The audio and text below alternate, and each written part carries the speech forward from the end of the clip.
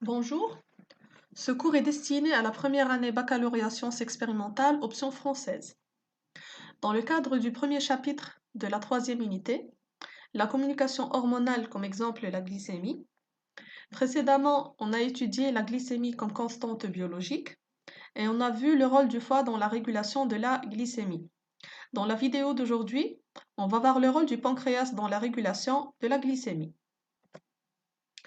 Dans la partie précédente, on avait conclu le rôle important que joue le foie dans la régulation de la glycémie, et ceci en remplissant deux fonctions.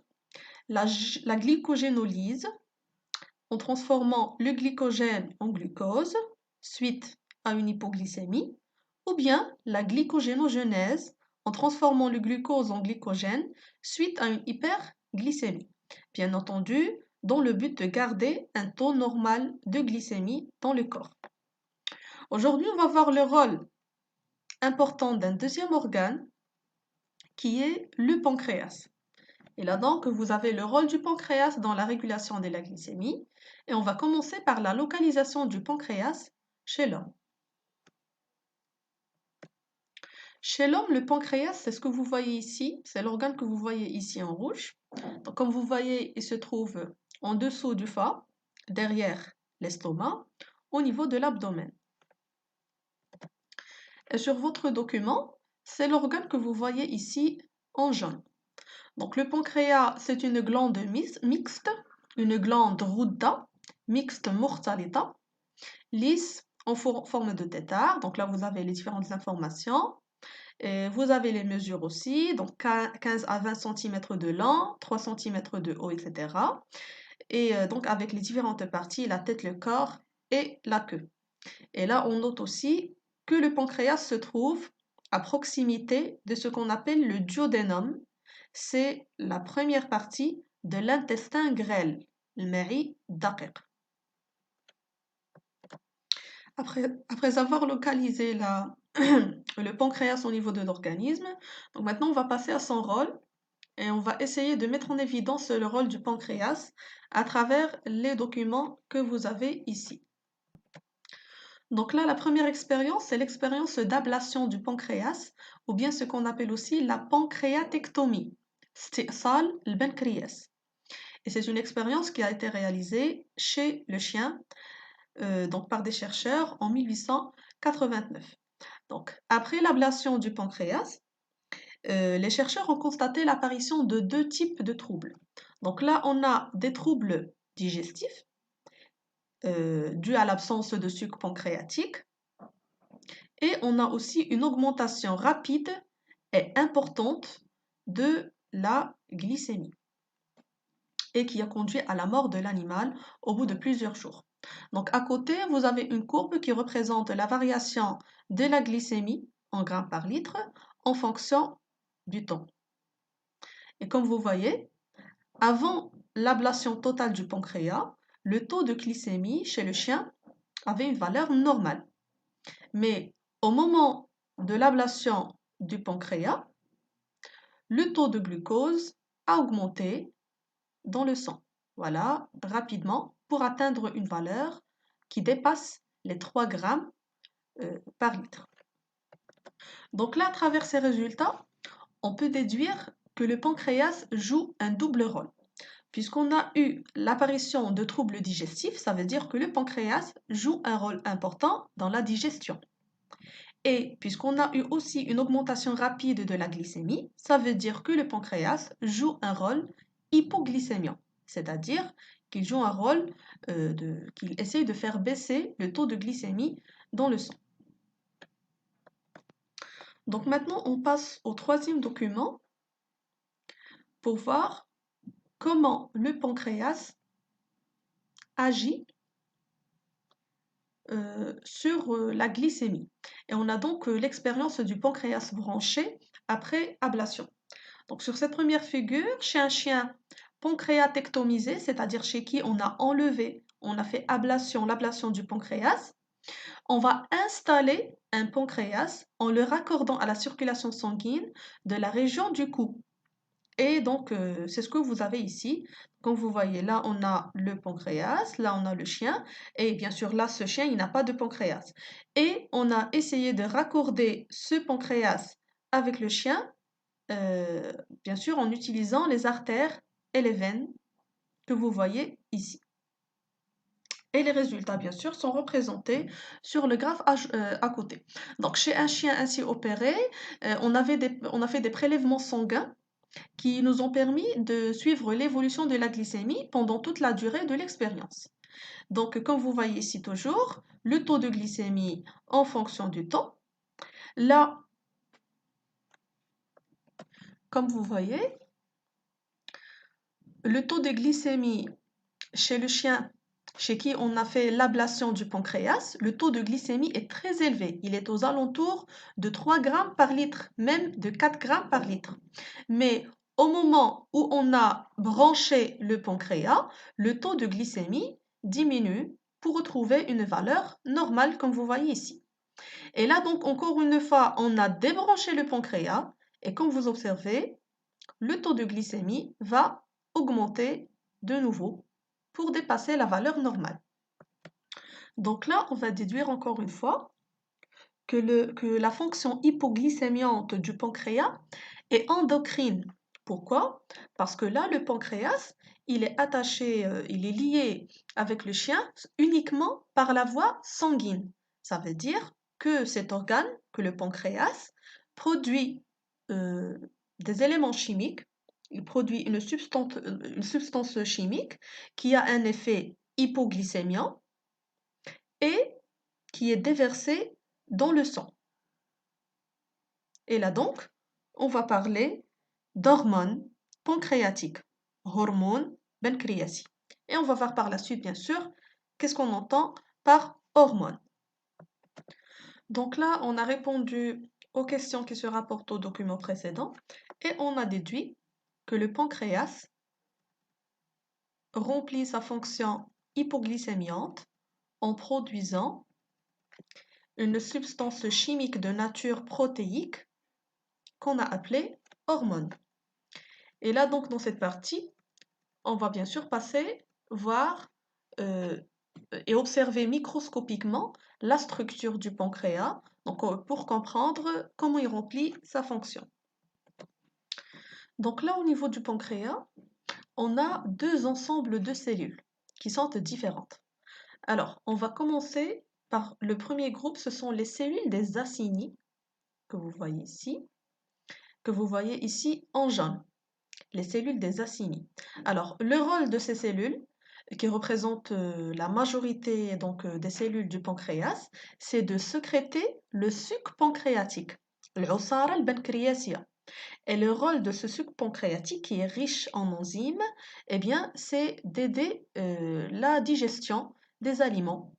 Donc, c'est une fonction exocrine. Les cellules vont produire le suc pancréatique qui seront donc, ce sucre sera déversé dans ce canal qui, à son tour, avec les autres canaux que vous voyez ici, donc ce sucre sera déversé dans le canal intralobulaire et ce sucre, à la fin, il va donc arriver et sera déversé dans le duodénum qu'on a dit précédemment, c'est la partie supérieure de l'intestin grêle et bien sûr le rôle de ce sucre, c'est de digérer les aliments.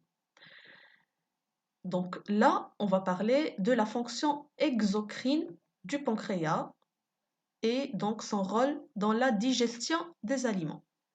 Maintenant, le reste qui représente 1 à 5%, donc là, le deuxième type de cellules qu'on va rencontrer au niveau du pancréas, ce sont les cellules que vous voyez ici en bleu clair et on va les appeler les îlots de Langerhans. Donc ces îlots de Langerhans, ce sont des petits amas cellulaires avec au milieu, comme vous voyez ici, des capillaires sanguins. Et ce type de cellules, ils vont remplir une fonction endocrine. Donc ce sont ces cellules qui vont permettre de réguler la glycémie en produisant, en sécrétant des hormones. Sur la deuxième figure, vous avez un schéma qui détaille toujours les cellules qu'on va rencontrer au niveau du pancréas. Donc, les cellules, les amas cellulaires que vous voyez ici en jaune, donc ce sont les cellules acineuses qui vont donc jouer le rôle, qui vont remplir la fonction exocrine et donc qui vont produire les enzymes qui vont aider à la digestion. Mais nous, dans ce cours, on va s'intéresser surtout aux îlots de Langerhans, donc le deuxième type de cellules, et c'est eux qui vont réguler la glycémie. Et plus précisément, on va s'intéresser à deux types de cellules, des îlots de Langerhans, donc les cellules alpha et les cellules bêta. Donc là, on a répondu à la question qui se rapporte à ces deux documents. On a essayé de décrire la structure du pancréas et on a précisé les constituants responsables de son rôle mixte.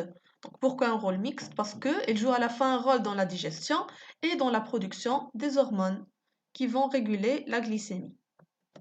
On passe maintenant à petit 4. On va voir de près les hormones pancréatiques et on va comprendre comment ils vont remplir leur fonction donc, dans la régulation de la glycémie. Donc on a la mise en évidence des hormones pancréatiques et vous avez le premier document. Donc voilà. Alors on a deux expériences. On va commencer par la première expérience. Et là donc il faut noter que donc là, vous avez, après des extraits pancréatiques, on a pu isoler deux substances actives sur la glycémie. C'est l'insuline et le glucagon. Et là, donc, l'injection dans le sang d'un animal de l'une ou l'autre de ces deux substances modifie temporairement la glycémie. Ça veut dire que ces deux substances ont un effet sur la glycémie. Et on commence par la première expérience. Donc la technique d'immunohistochimie, elle permet de repérer dans les îlots de Langerhans, que vous avez ici, au centre, les cellules endocrines produisant l'insuline et le glucagon. Et donc cette technique, elle utilise des anticorps qui se fixent spécifiquement sur une de ces hormones, et donc ces anticorps sont ensuite colorés pour repérer leur localisation, et on va voir les résultats directement sur la figure. Donc là, comme vous voyez, là, vous avez les cellules des acinies et là au centre vous avez les îlots de Langerhans.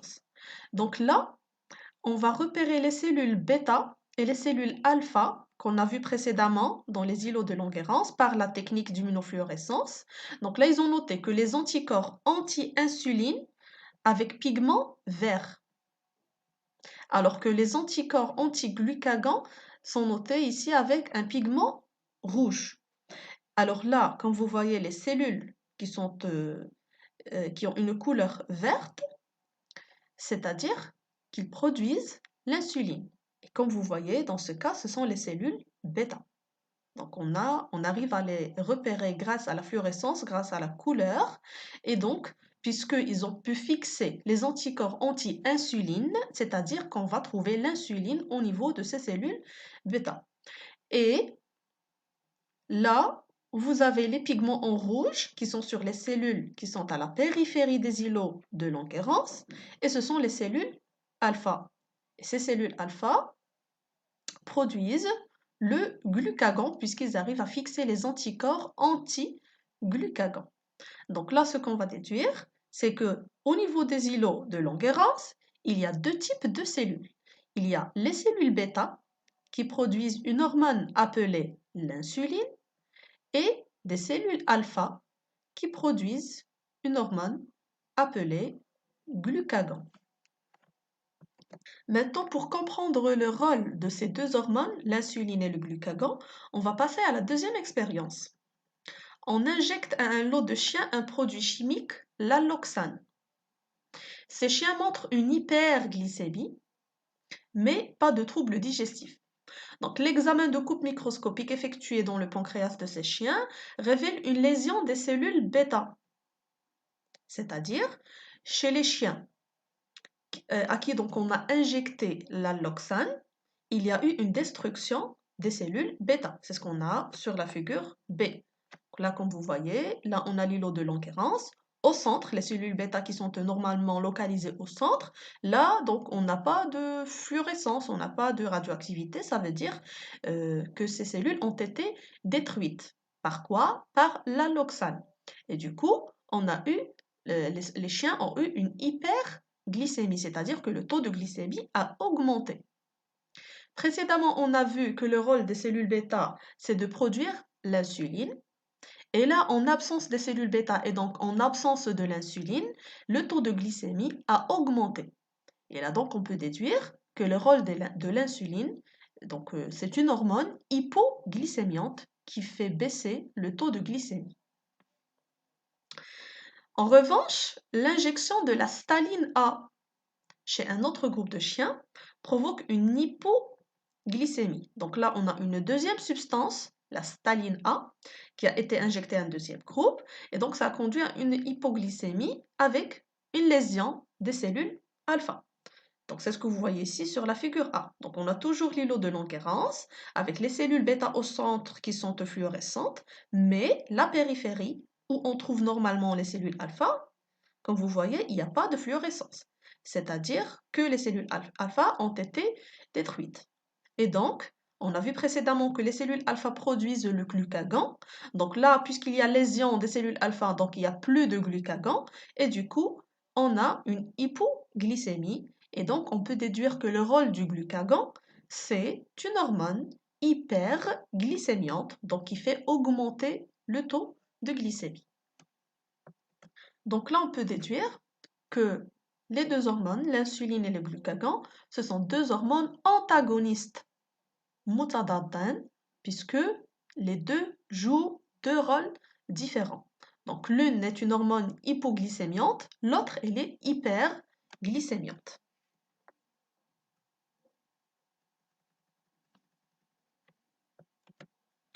Donc là, sur ce document, on va découvrir de près ces deux hormones. Donc vous avez sur le tableau l'insuline et le glucagon. Donc pour l'insuline, vous avez les différentes informations, l'année de découverte, etc. Donc c'est une protéine formée de deux chaînes peptidiques reliées par des pans disulfure que vous voyez ici. Et donc, vous avez la dégradation qui se fait par le foie et les reins, et vous avez la demi-vie qui est de 5 minutes. Et donc, les informations à propos du glucagon aussi, qui est donc aussi une protéine. Donc là, nous, on va s'intéresser surtout au rôle de ces deux hormones. Donc là, on a sur ce premier graphe une courbe qui représente la variation du taux de glycémie en fonction du temps. Donc là, comme vous voyez, chez un sujet normal, le taux de glycémie avait donc une valeur normale aux alentours de 1 g par litre, mais après l'injection de l'insuline, on observe que le taux de glycémie a baissé, avant bien sûr de retrouver une valeur normale par la suite. Mais l'insuline a conduit à une baisse du taux de glycémie. Et là donc, on peut déduire que effectivement, l'insuline est une hormone hypoglycémiante, c'est-à-dire qui va faire baisser le taux de glycémie. Maintenant, pour le glucagon, donc encore une courbe qui représente la variation de la glycémie en fonction du temps. Et là, donc, comme vous voyez, le taux de glycémie au début, qui avait donc une valeur plus ou moins normale, mais après avoir fait une perfusion de glucagon en continu, on observe que le taux de glycémie augmente. Et là donc, on peut déduire que le glucagon est une hormone hyperglycémiante, c'est-à-dire qui va faire augmenter le taux de glycémie. Alors là, on a répondu aux questions et donc on arrive à la conclusion. Le pancréas est une glande mixte. Pourquoi? Parce que d'une part, c'est une glande digestive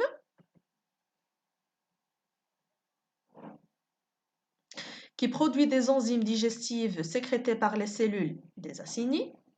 Et c'est aussi une glande hormonale endocrine parce qu'elle sécrète deux hormones régulatrices de la glycémie. Et ces deux hormones sont sécrétées par des cellules qui appartiennent aux îlots de Langerhans.